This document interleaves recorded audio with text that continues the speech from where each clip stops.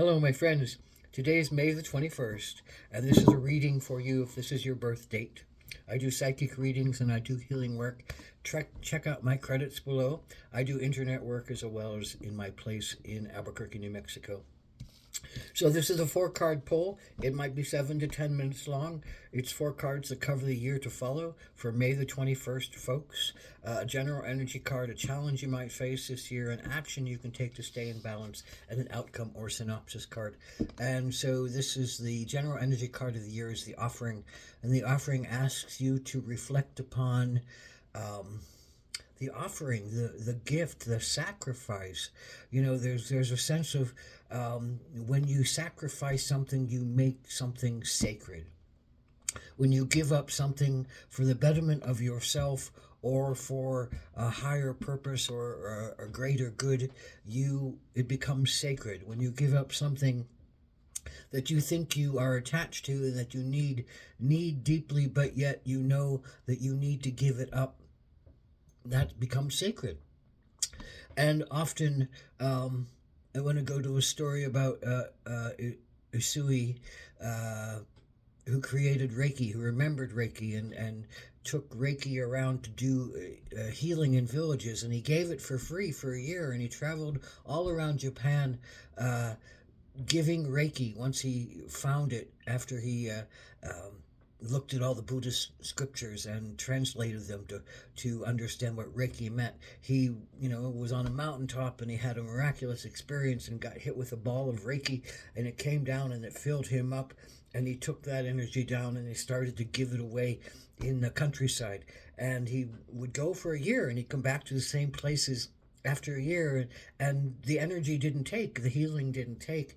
And he realized that because people were given it for free, that nobody appreciated it, or very few people appreciated it. And he understood that there had to be some kind of exchange for people to understand that they were sacrificing something in order for themselves to be healed. And there's a mentality there that needs to be adhered to and need to be understood, that oftentimes we are given things and we don't appreciate them, but if we have to give something back in exchange for them, or as a sacrifice to have them, or as an appreciation to have them, then do we appreciate that so much more? Then does that become of value to us? Then does the offering that we give become sacred? And then does the offering back to us become sacred? So this is a year about looking at those things that you are able to sacrifice for a higher good, things that you are able to let go of for a greater good, and those senses of appreciation for those things that come to us, come to you, and are you appreciating them to their fullest? Are you appreciating the giver to their fullest? Are you appreciating the item that has been given to you as a sacred item, or is it just, another thing that has no meaning? Somebody gave it to you, it must have meaning to them, so why wouldn't it have meaning to you? So open your heart and open your soul to receive and honor something that's treasured. By the same token, give something that's honored and treasured and let it go, because that can only free you to be what's ready for the next thing. So here's your particular challenge. Ten of Swords, oppression. Ten of Swords swords are about the mind, and Ten of Swords is about an oppression of the mind. You do not like what is happening. You judge what is happening. You feel pinned down by what is happening. Feel pinned down by words. You feel pinned down by attitudes. You feel pinned down by other people's course that says no, this is the way it has to be, and you don't have an ability to change it or affect it. You just sit kind of a sense in your misery. But the 10 is the ending of something, and the 10 says you can give this up, you can change this. You just have to change what you're attached to. You have to change what uh, the negativity that you're seeing everything through. You have to change to a different philosophy that allows you to proceed through this without feeling like it's weighing you down, it's oppressing you, it's keeping you from living your life and following your own pursuits and stating your own belief systems. Ultimately, you want your own belief systems to come to the forward, but maybe they need tweaking. Maybe they need changing. Maybe they need to be the gift that is offered that you need to surrender to let go of. Maybe something inside of you needs to change. Maybe something, a belief system inside of you needs to grow and shift. But if you're not allowing it to, then there's a chance that you just keep yourself in oppression.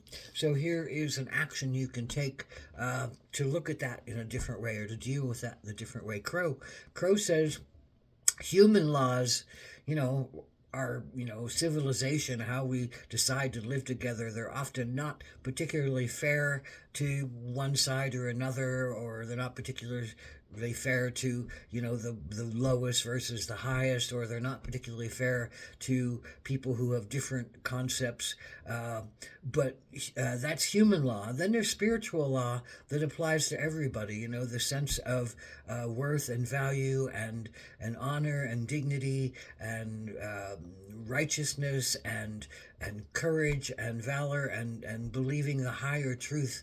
Now,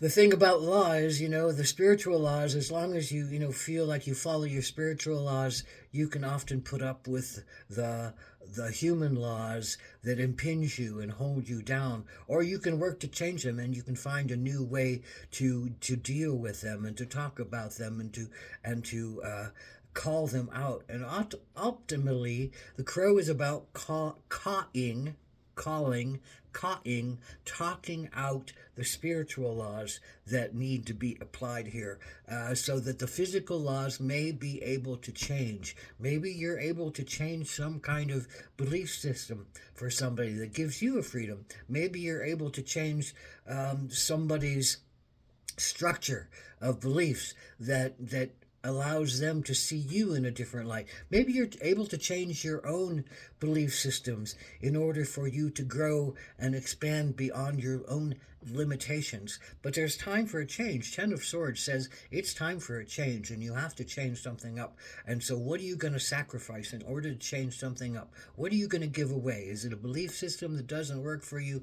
Is it an offering that says, I need to find a different value here, I need to give something away in order for myself to be free of this? So there is that power of offering something in order to be find it sacred again. And this is the outcome or synopsis card. There is help available to you. There is deep help available to you. There is psychic help available to you. There is mystical help available to you. But you have to be willing to surrender something that you thought was important.